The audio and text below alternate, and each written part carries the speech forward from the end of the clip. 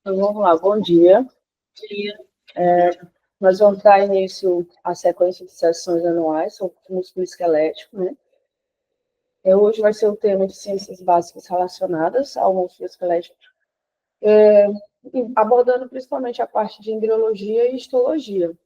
Meu nome é Renata Moreno Martins, estou participando do Fellow, e aqui são os orientadores. Acho que todo mundo conhece, não precisa citar de um por um, são vários. Deixa eu ver aqui.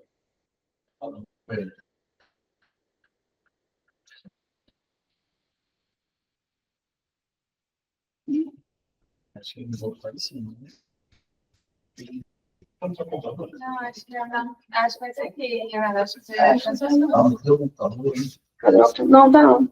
Cadê o seu computador? Foi. Cadê o seu computador? Tá Aí já.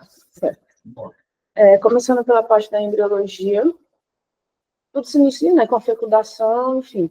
E aí vai ocorrer a divisão celular, que a gente chama de segmentação ou clivagem, que é quando começa o processo de divisão celular.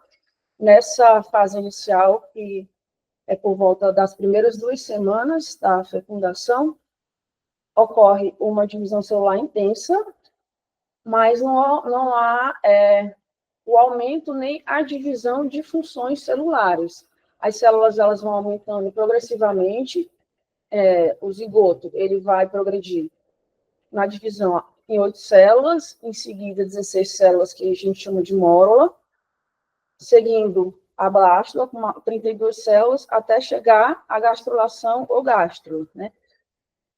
Vai ocorrer mais ou menos por volta da 3ª à 8ª semana de gestação, esse processo de gastrulação, que aí é o que define o início mesmo da morfogênese, que é quando essa célula ela começa a desenvolver e a formar os outros tecidos, né, fetal, como os órgãos, tecidos, enfim, de uma maneira geral. Isso por volta da 3ª, 8ª semana, que ocorre a divisão, né, dos folhetos. Eu vou mudar porque aí eu vou pedir para vocês explicarem um pouquinho. Eu coloquei essas 2 imagens para quem puder explicar esse processo. Quando a gente chega na fase de gastrulação, em seguida começa o processo de desenvolvimento celular. Se alguém puder explicar.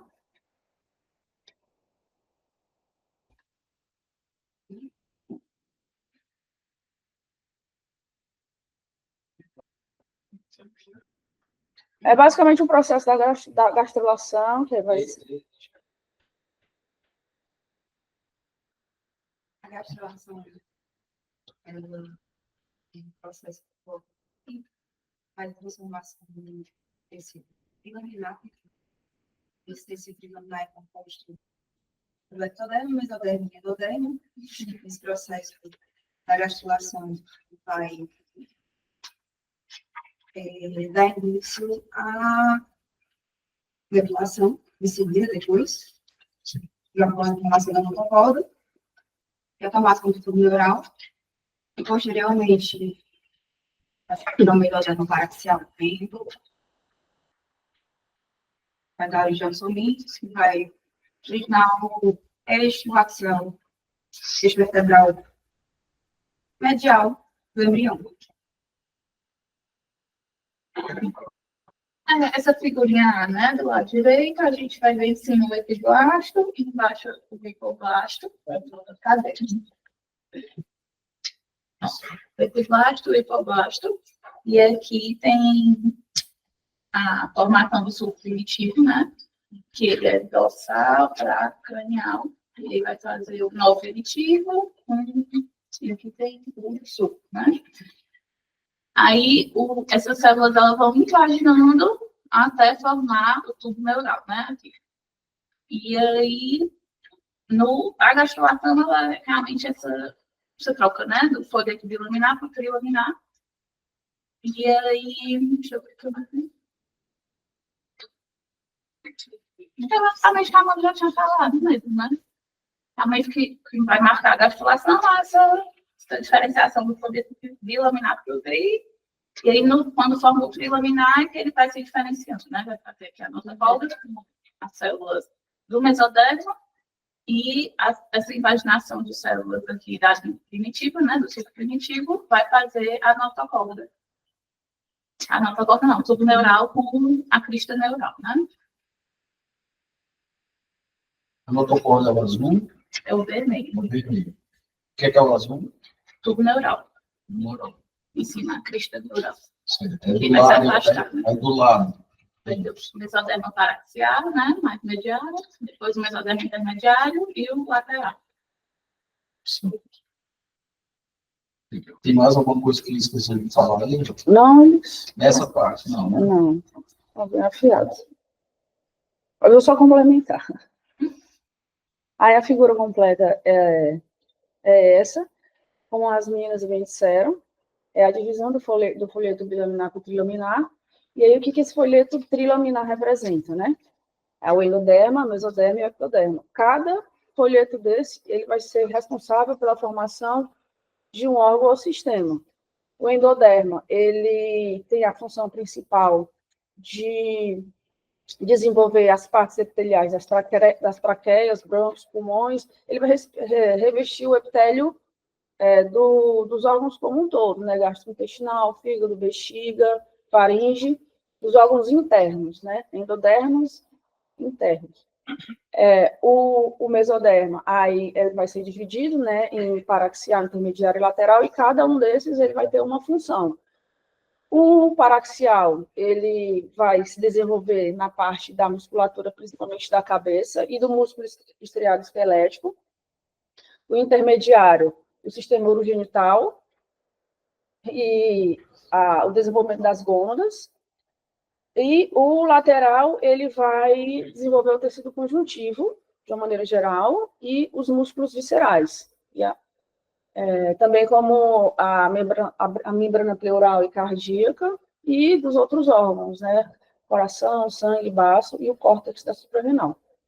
O ectoderma, aí ele tem a parte da superfície, que aí ele vai ser responsável pela parte do desenvolvimento da pele, unhas, cabelos, orelha. E o ectoderma também, ele tem um braço que ele vai, como as meninas disseram, que seria o neuroectoderma, que aí vai formar o tubo neural e a crista neural. A crista neural são os gânglios, né, cranianos, a medula, o sistema nervoso, né, e o tubo neural também complementando o sistema nervoso central, mas aí mais focado na parte da retina, do corpo pineal e da parte superior da hipófise. E aí esses três processos, só para a gente concluir assim, essa parte mais da embriologia, a gastrulação, que foi o primeiro que eu falei, e as meninas também, que aí eles são os três folhetos, que ele vai sair do folheto bilaminar para o trilaminar, e vai formar ectoderma, mesoderma e o endoderma. E aí, em seguida, isso tudo está ocorrendo na terceira semana, só questões de dias entre um e outro. A notocorda, ela vai ter como função definir o eixo central do embrião, né? E ele vai servir como base para a formação do esqueleto axial.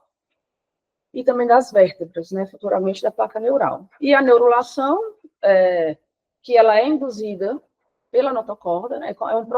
É uma progressão, né? Gastrulação, notocorda e neurulação.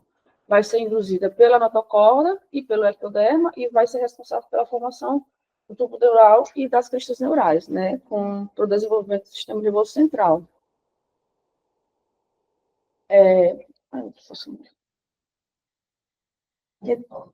Entrando na parte... Não, volta aí. Outro. Mas eu quero saber da embriologia do esqueleto axial e appendicular. A gente fala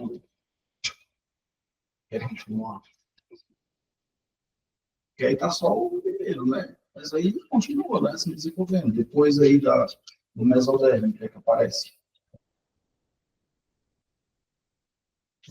Alguém falou do som. Quem é que pronto, tem o esqueleto axial e o esqueleto appendicular? Quem origina quem?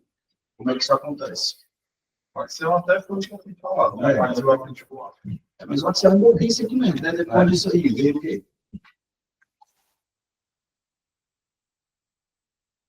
Quem é que forma o corpo vertebral, quem é que forma o arco posterior, quem é que forma os processos transversos.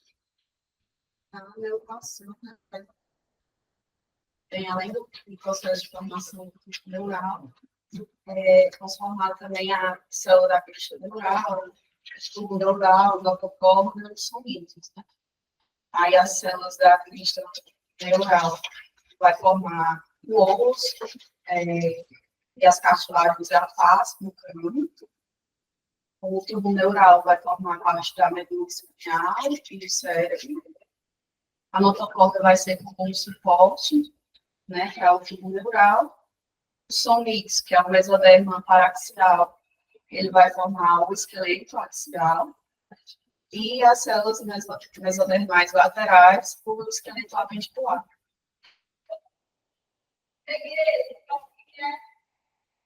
Aí vai se formando um esqueleto, né, com a migração das células mesenquimais.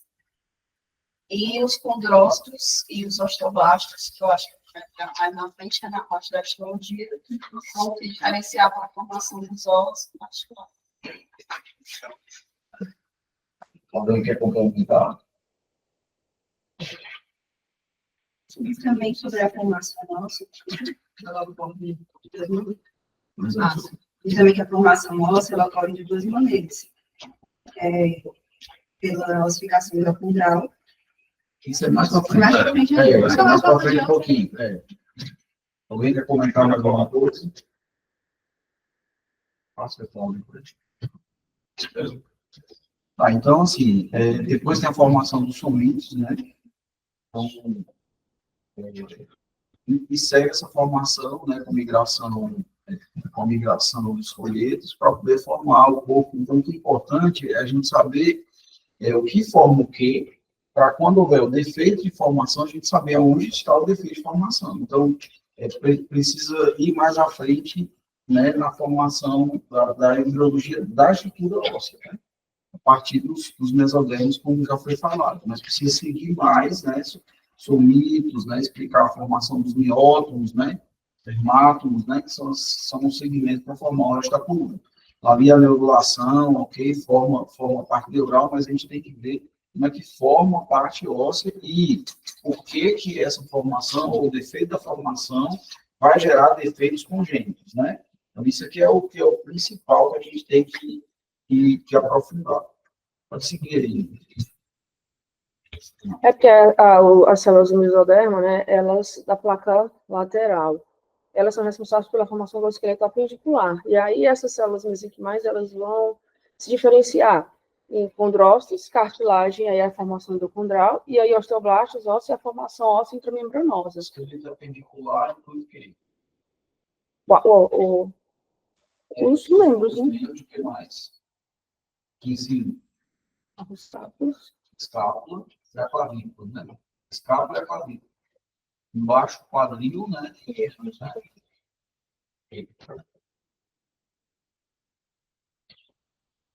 Seguindo, entrando na histologia óssea, o que é o tecido ósseo, né? Para que ele serve? Ele tem várias funções.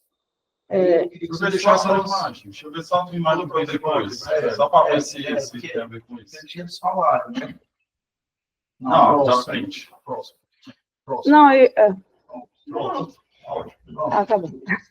É porque o inverso é exatamente isso. Né? Primeiro a imagem, depois o coisa. Só depois. Pode ir. Pode explicar para nós imagens aí. Se gosta de formado por três de células, que são os osteócitos, osteoclastos e Aí osteoblastos. vai contar nós.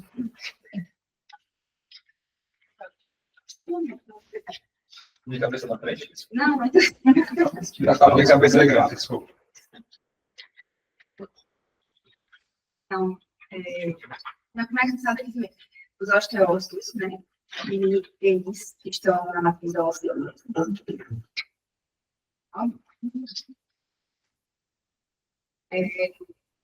São ocupando as lacunas, que é onde partem os canalículos, né, eles ficam ocupando essa matriz óssea, e aqui a comunicação, tipo, a passagem de íons, elas vão por esses partezinhas dos canalículas.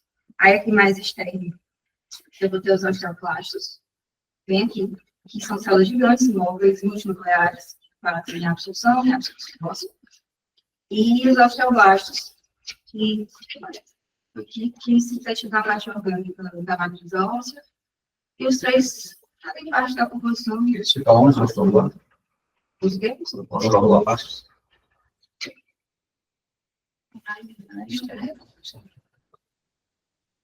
É isso aí. Tá, bem básico agora. Alguém quer falar mais? Aí os R2 e R3, quer falar alguma coisa?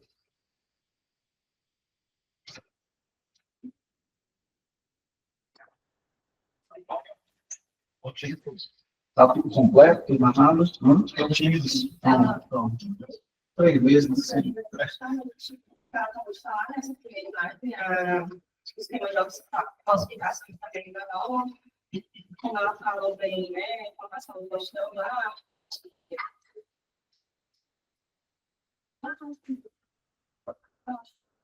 Osteócitos, a gente tem que chamar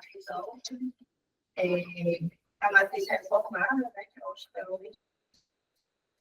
Também essa matriz óssea recém-formada, que é adjacente aos osteoblastos ativos, ainda não é calcificada, e que recebe o nome de matriz osteóide. E aí a gente, tem a mesma coisa, né? Matriz óssea, os osteócitos, osteoblastos, aqui também osteoblastos, são lá no conjunto, né? Que vão abrigar os osteócitos. E aqui tem os osteoclastos. Sim.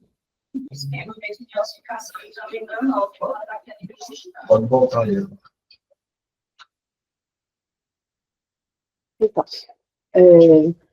continuando, né, histologia óssea, tecido ósseo, ele vai servir como suporte para os tecidos moles e para os órgãos, vai funcionar também como proteção da caixa torácica, né, do canal raquidiano.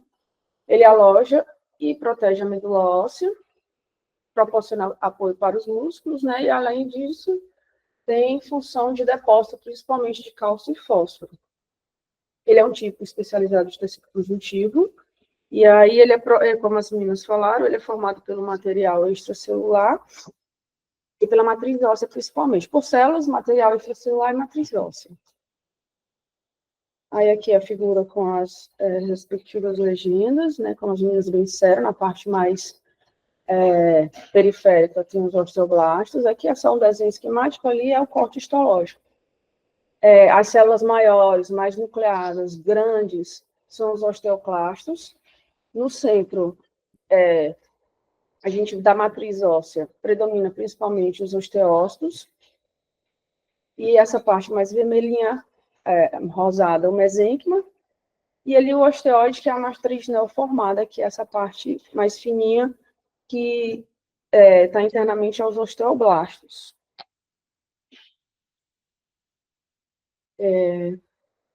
Acho que só seguindo, eu vou só falar um pouco de cada um, já que elas já iniciaram falando dos desenhos, né? Só reforçando que as células desse tecido ósseo, elas são compostas por duas linhagens diferentes, né? As células osteoblásticas, elas são formadas as células da linhagem osteoblásticas, elas são formadas pelos osteoblastos e os osteócitos, e através das células osteoprogenitoras, de origem mesenquimal, e as células das linhagens osteoclásticas, que elas vão ser produzidas principalmente pela medula hematopoética.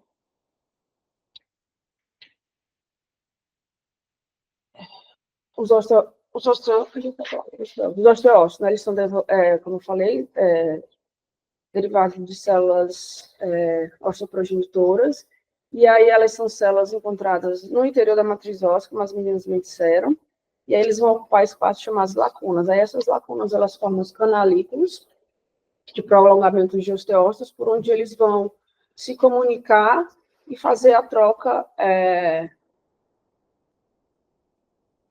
Pode falar.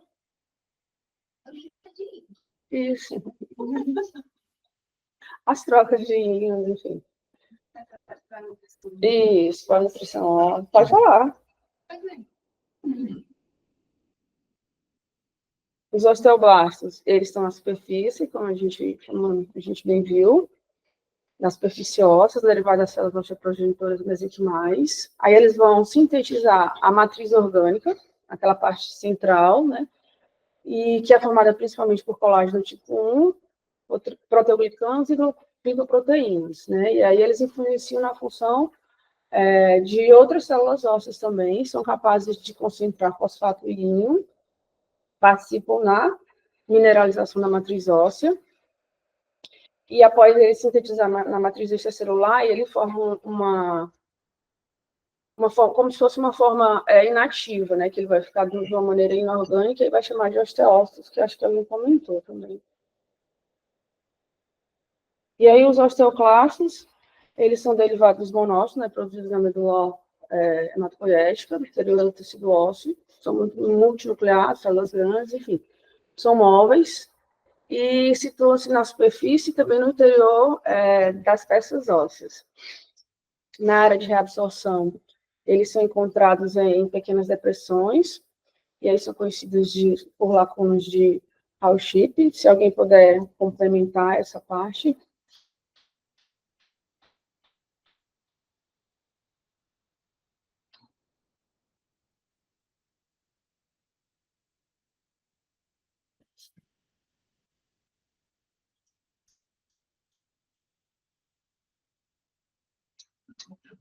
Pode seguir, né?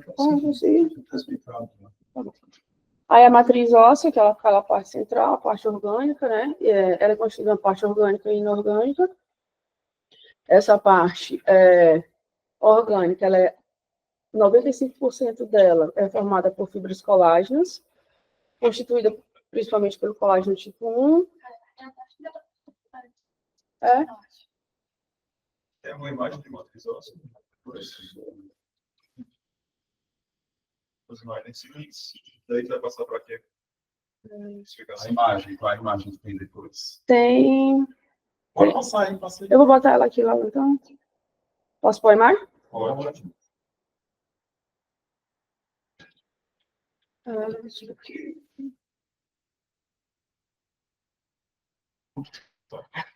Acho que eu vou botar a imagem muito para baixo. Acostumada com aquela dispositiva aí. Ok. Começa aí, precisa aí O sistema ABC. só uma criança aqui, para alguém falar.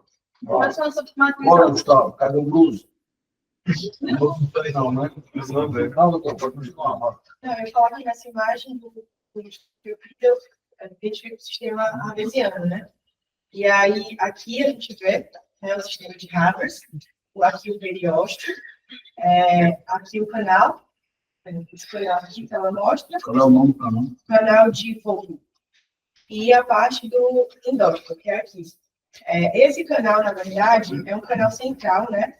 E aí é constituído pelas lamelas, que foi dito anteriormente, que são essas camadas concêntricas com diâmetro, né? Que eu vi que mede de 100 a 200, mas não tem importância, né? Assim, não é?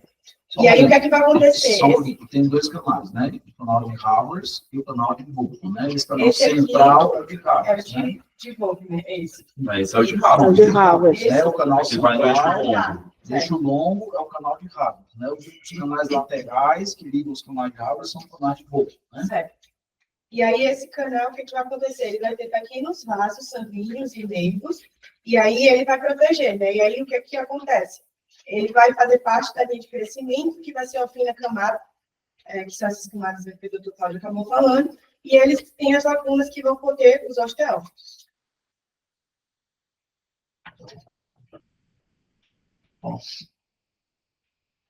Alguém quer falar um pouco sobre a matriz óssea? O que ela faz?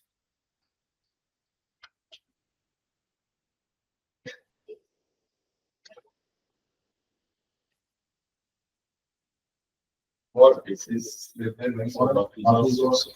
A matriz óssea ela é formada, né? Abaixo da matriz orgânica, que é formada por colágeno tipo 1, a maior parte dela, proteus proteínas, e a matriz mineral, que é formada por cristais de peroxapatita.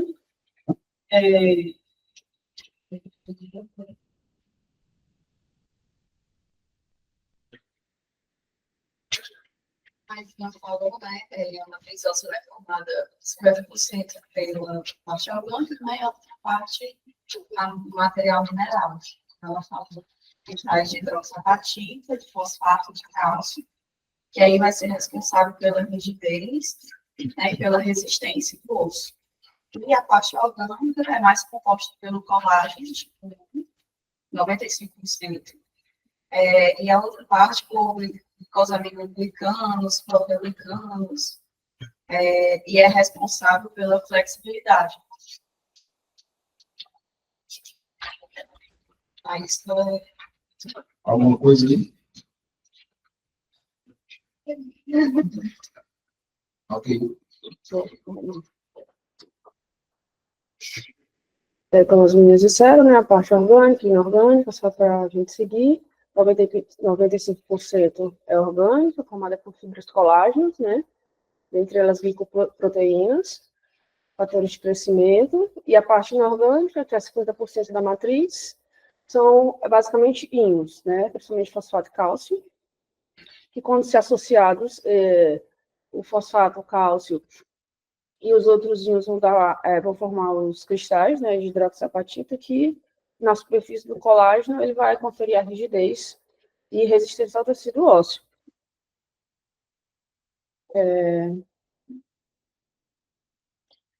Deixa eu falar isso.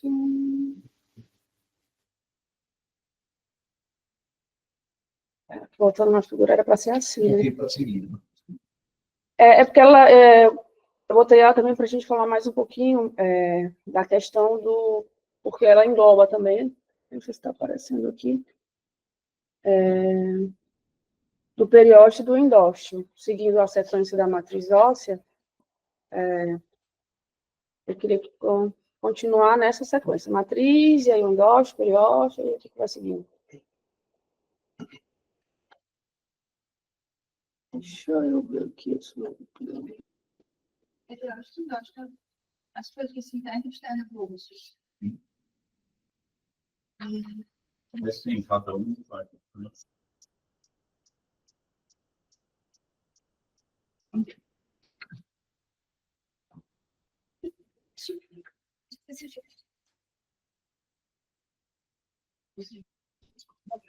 Olha, pessoal, precisa ter direito, eu acho Um especialista aqui em sala sobre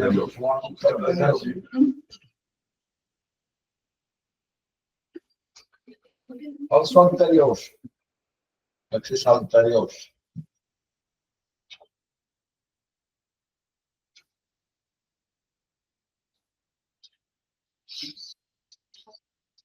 Hã?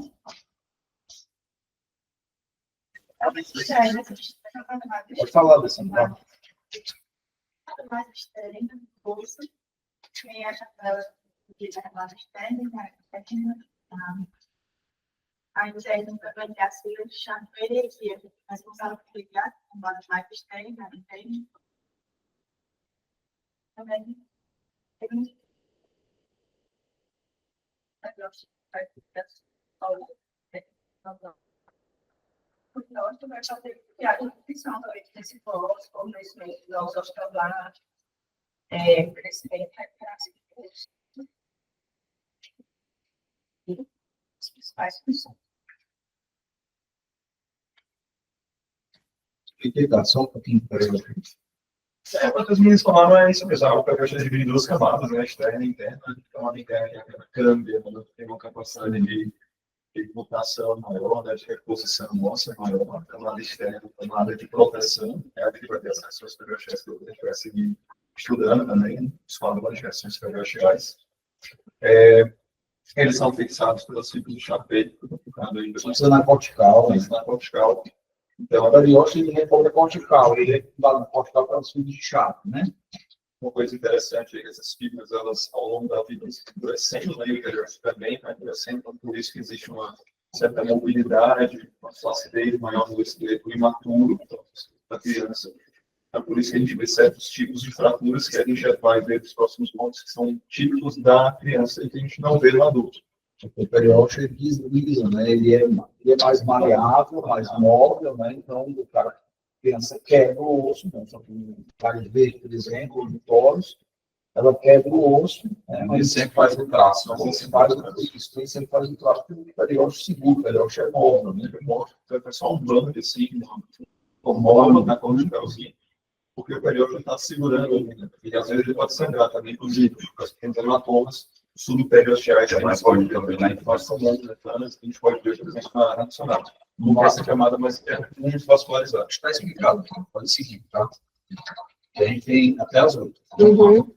Com falsificação e local. Está tudo bom para chegar aí, né? Tem que imaginar que vocês são como, né? Sem os nomes, sem os nomes. não tem sem nome. Não, tranquilo. Eu tiro, aí eles falam assim. Não, aí as coisas, né? Tem que ter a imagem, né? Pelo menos é pela primeira vez, eu não estou enxergando os nomes. Tem um instinto maternal, né? Bora.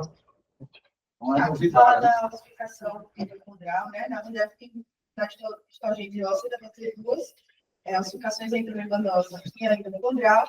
Falando da endocondral, é o principal mecanismo que é responsável pela formação e crescimento dos ossos longos, né? Das extremidades, das vértebras e das costelas. E aí, começa, né, por umas células mesenquimais indiferenciadas, que elas começam o processo, e aí elas vão se proliferando, e aí elas vão condensando e tem uma diferenciação em condroblástico. E aí, nesse condroblástico tem uma matriz cartilaginosa que é composta por cartilagem hialina. Aí o mecanismo começa na superfície da região média do modelo cartilaginoso, e aí essas células, elas mesenquimatosas, né? Elas vão estar adjacentes ao pericôndrio da cartilagem e elas vão se diferenciar.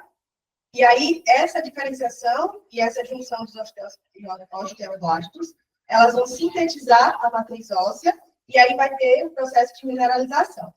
Essa cartilagem, ela vai ser nutrida por um processo de difusão do tecido mineralizado, que é localizado perifericamente, e aí ele vai restringir a passagem de substâncias nutricionais para os condrócitos da região central da cartilagem. Né? E aí, por causa disso e da apoptose, os condrócitos eles vão iniciar um processo de hipertrofia, vai sintetizar colágeno X, o 10, né, colágeno 10, e a calcificação de matriz e a morte celular também. Aí os vasos sanguíneos que rodeiam o modelo vão penetrar na região interior, interna, né, e central da cartilagem, e aí vai começar o processo de calcificação. Vai ter a síntese de matriz óssea sobre esses septos de cartilagem calcificada. E aí essas estruturas vão sofrer um processo de reabsorção e remodelamento, e aí vai dar lugar às trabéculas e o tecido ósseo maduro e glomerular.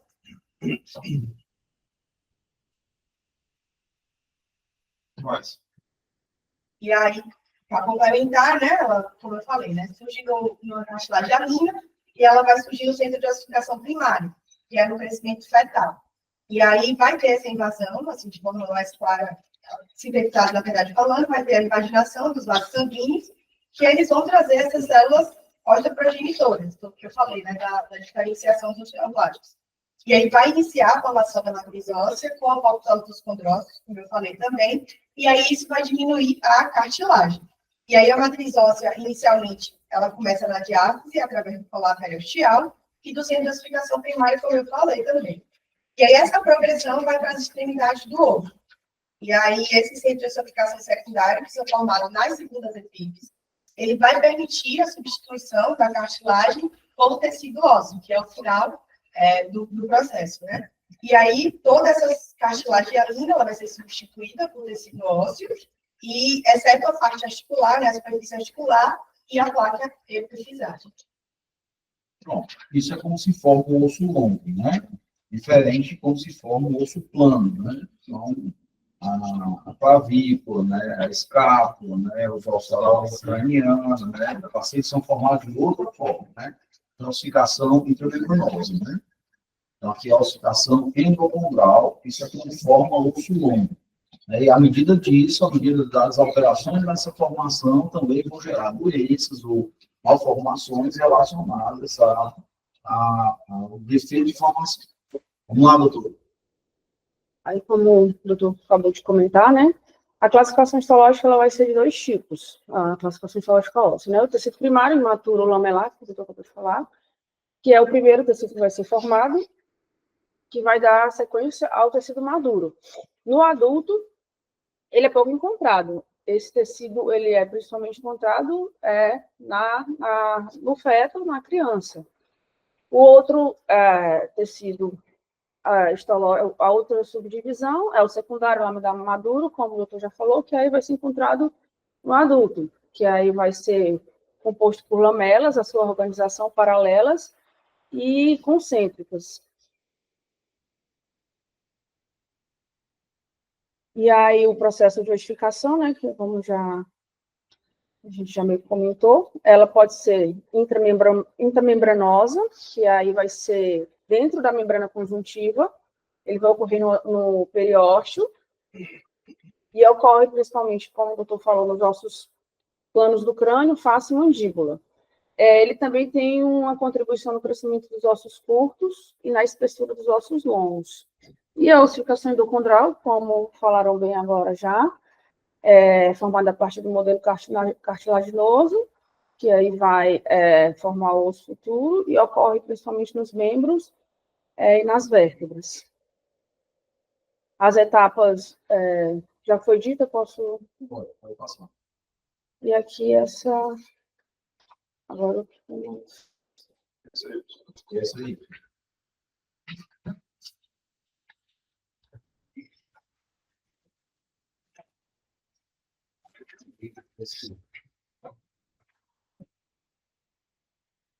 Esse aí.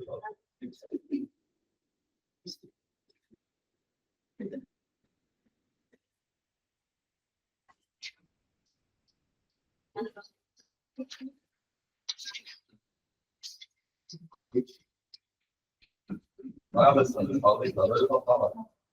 Ah, sim, eu lembrei que vai começar a esse aí. Nenhum chute, para, doutor, fala. Só não falou nada hoje ainda, irmão. Cadê o outro aí, mãe? Fala isso. Essa quadrada.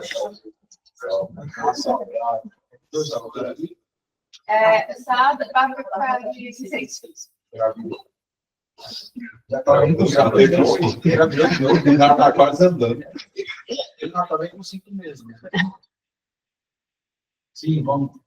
Está acabando. Isso, vai lá. Boa. Muito bem. Boa. Lá, alça. As técnicas de cartilagem, sombra de cartilagem cerebral, aí calcificada, descrição do corpo cada uma. Aqui abaixo do cervix, né, a gente tem a zona de corpo, ela também é chamada de zona de cartilagem propriamente dita, onde existe cartilagem hialina, sem qualquer alteração morfológica. Então, ela tem nenhuma alteração. À medida que vai aprofundando, ela vai começar a ter as alterações. A gente tem aqui a zona de cartilagem seriada, ou zona de proliferação, né? Os condrócitos vão se dividir mais rapidamente, ou seja, mais condrócitos, formam essas fileiras de células mais achatadas, mais equilibradas no eixo longitudinal do corpo. Logo após nessa zona de cartilagem pertófila, a gente tem as cavidades dos condrócitos que vão aumentar de tamanho e vai ampliar a mostra dos condrócitos para a mostra. Logo abaixo, a cartilagem calcificada, né? Vai haver a mineralização da matriz cartilaginosa, vai terminar a apoptose mais porosa, e aqui a gente vai ter a zona de ossificação, né? Onde aparece psicose, aparecem células osteointoras, vai invadir as cavidades deixadas pelos clorócitos, mas com a gradação, né, do que acontece quando Isso aqui é a zona fisária, a placa fisária, né? Onde está a fise. Quando você vê uma fise de uma criança, que existe na parte que a gente não vê, é isso aí, né? Todo esse arcabouço de células condrais que vão se diferenciando, crescendo e morrendo para dar lugar à ossificação, certo? Então, isso é uma coisa assim, que é importante da gente entender que está bem na linha da física, né? Então, faz parte do crescimento ósseo esse processo histológico. E por não ser ossificado, não vai aparecer mais. Exatamente. Vai vir uma linha, né, adjacente. Vamos lá. É por isso também que é interessante lembrar que na pediatria, muita coisa não vai atravessar essa placa fisária. A gente vai falar muito sobre isso, no X, né? Se teve um traço de fratura que atravessou ou não, existe um conjunto celular que é totalmente diferente do osso. Então, isso é importante para a pediatria a gente identificar esse mudando. E as consequências que vai ter se você tem uma ruptura dessa placa, se você tem uma compressão dessa placa, né, dependendo do tipo de trauma. Por isso que é importante a gente ver isso aqui para na frente a gente entender. Essa criança teve uma fratura aqui, pegou a placa fisária, qual vai ser a consequência? O osso vai deixar de crescer, não vai deixar de crescer, né? Tem toda essa importância. Parte de tumores também, porque tem muitos tumores nessa região, na infância, né? Em certa faixa etária, que é uma região de alto metabolismo, alta diferenciação celular. Então, alguns tumores também são mais típicos de certas faixas etárias, né? Tudo isso tem importância. Também porque que a infecção do osso na criança é diferente da infecção do osso no adulto, porque a criança tem seio também, entendeu? Tudo isso tem uma certa importância. Podemos seguir? Olha, até as duas.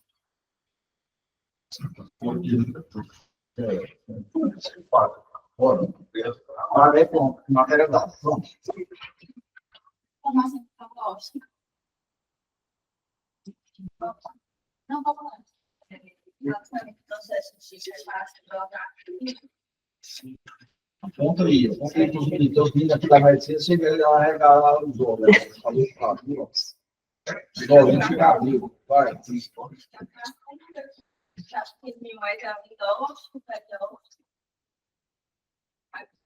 a operação periódica, é um rosto para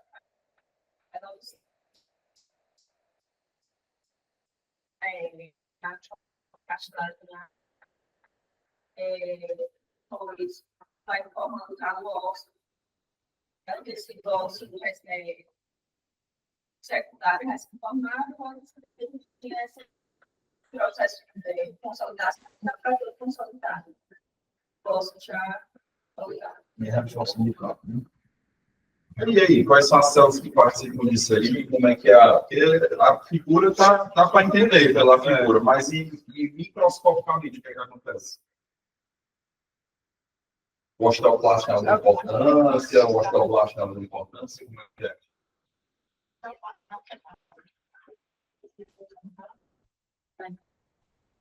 Sei, mas pode falar.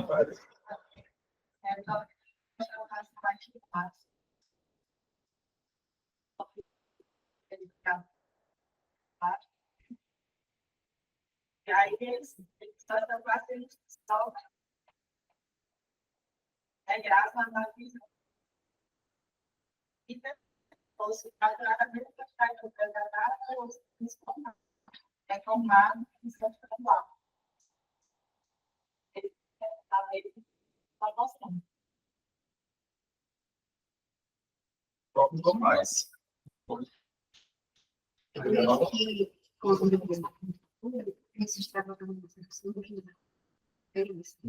E aí, o Israel e ao sintetizar essas células pequeninas, ele faz com que como se puxa, faz a vida do osteoblasto. Libera citocinas, que faz a ativação. Tropismo, sim. Que é mais ou menos o que a Alessandra estava falando, né? As linhas fortes, pelo OPG, né? Isso é gigante. Se ativar, a gente só está Só complementando um pouco também, a gente tem as fases, né? A fase de ativação, que é assim, inicialmente, os osteoblastos e os osteócitos, eles detectam esses micro-danos que ocorrem no osso, e aí os sinais metabólicos recrutam os osteoclastos. Aí se dividem ocorrendo reabsorção óssea, então os osteoclastos absorvem a matriz óssea antiga, unificada, você vai criar novas lacunas na superfície óssea, em relação à formação. Os osteoblastos, eles ocupam essas lacunas formadas e sintetizam no novo matriz óssea, que no caso é a osteoide. E posteriormente ela é mineralizada, por isso que ocorre o talo ósseo, por exemplo. É basicamente o ciclo completo é esse, né? O retorno ao estado inicial da superfície óssea restaurada. Qual é o nome desse ciclo, Fábio? Os fatores são os fatores de remodelação, de remodelamento ósseo. Ciclo A, né? Como se fosse RRR, né? É o ciclo de remodelamento ósseo. Eu vou passar para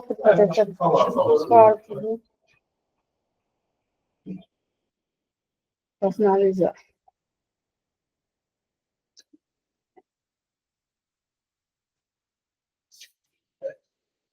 O osso Fala o que sobre essa articulação? Isso, porque o osso não é só osso, né? Tem mais. E aí tem que. Vamos lá, pessoal, sobre a articulação. É o último. É que forma a articulação, o que reveste. Bora.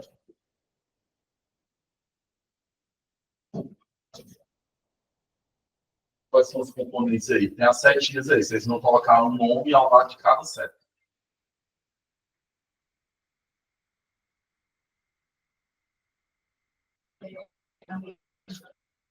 Fala mais alto. Mais alto, também. A gente tem sobre a camada fibrosa,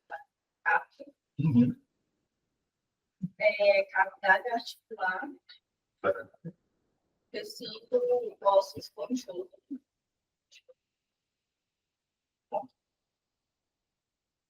O córtex, né? Esse ósseo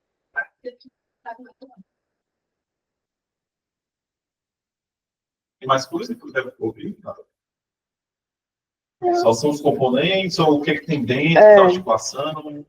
Né? Tem coisa que não está apontada pela seta que é importante também, que faz parte da articulação.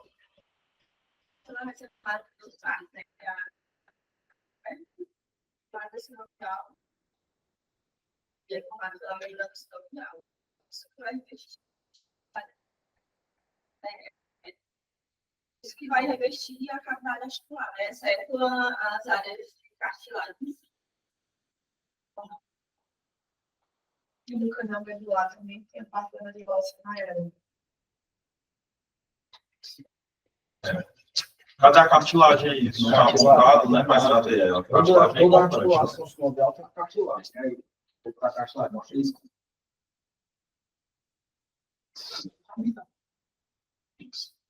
E, né? É fibrosa ou hialina essa cartilagem?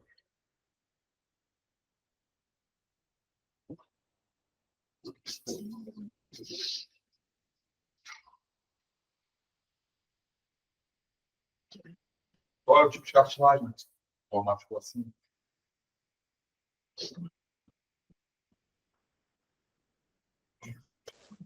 Para todo mundo, pergunta. Qual é o sinal dessa cartilagem na ressonância? É alto ou baixo no P2? Só lembrado na ressonância. Qualquer ressonância articular, você vai ter uma cartilagem. O sinal da cartilagem é alto ou é baixo? Alto. O sinal é alto. Então, a cartilagem o quê? Fibrosa ou hialina? Hialina. Fibrosa já remete a baixo sinal. que é que forma cartilagem fibrosa? Exemplos de cartilagem fibrosa. E a língua. Você não falou. Cartilagem fibrosa. Tem isso. Lado, periferia da cápsula. No início da articulação temporomandibular. A Samara comentou, ela está comentando, essa E embaixo final, né? o roxinho Embaixo claro e a final, periferia, que é o preto, né? Isso aí é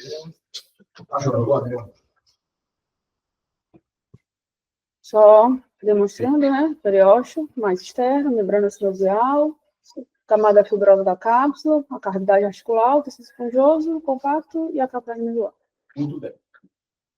E são os tipos de posição. isso, só para concluir, porque não foi dito, né? Os tipos de articulação, que é importante também a gente saber, é a sinostose, que é aquela articulação que ela não tem nenhum movimento, é o osso com osso, presente principalmente no crânio de idoso. A sicondrose, ela tem um movimento limitado, são ligadas por uma cartilagem hialina. Um exemplo é a costela, né, o externo. A sindesmose, ela tem algum movimento, mas o que difere ela da sicondrose é que ela é unida por um tecido conjuntivo mais denso. Um exemplo disso é a sínfise pupiana e a articulação tibiofibular. Sindesmose a gente vai ouvir muito nessa parte do músculo esquelético, né, ainda mais com relação a tornozelo. E a de artrose são as grandes articulações, né, dos ossos, principalmente dos ossos longos, que aí vai ter a cavidade articular, a cápsula, e vai compor principalmente os ossos longos e as extremidades, né, que é o que dá a maior movimentação para o corpo. E aqui foram as referências.